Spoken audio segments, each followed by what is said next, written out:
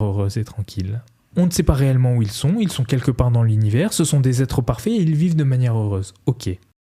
Mais sachant cela implique deux choses. Puisqu'ils sont heureux, il n'y a aucune raison qu'ils viennent perturber leur état de tranquillité et se soucier des affaires des hommes. Si vous vivez quelque part heureux, vous n'allez pas vous soucier de Bernard ou de Catherine qui s'ennuient dans sa routine à Paris. Bon, pour les dieux, c'est pareil. Donc, on n'a rien à craindre des dieux. Ils sont là, ils existent, mais ils ne s'occupent pas des affaires humaines. Et de toute manière, et c'est là la deuxième subtilité, puisque ce sont des êtres parfaits, rien ne peut les influencer. Puisque ce sont des êtres parfaits, ils sont incorruptibles. Donc, pour Épicure, les dieux, c'est pas vraiment un problème. Maintenant, la mort. Eh bien, la mort, c'est pas un problème non plus.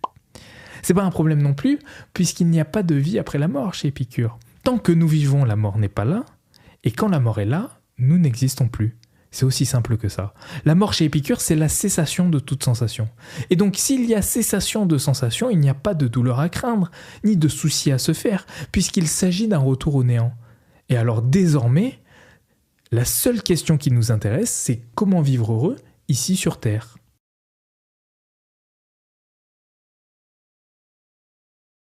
Pour Épicure, la clé du bonheur réside dans notre gestion de nos désirs. Il divise les désirs en 3 catégories.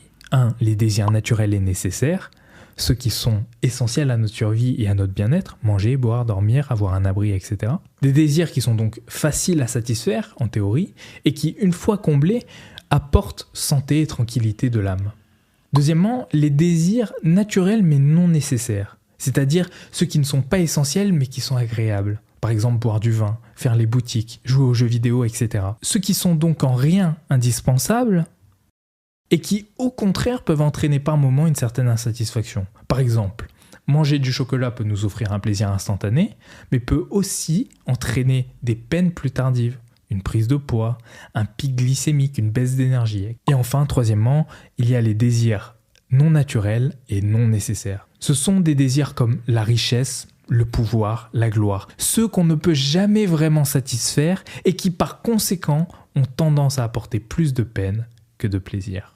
Une fois qu'on sait cela, toute la problématique réside donc dans 1. Notre capacité à identifier les désirs qui personnellement nous rendent réellement heureux.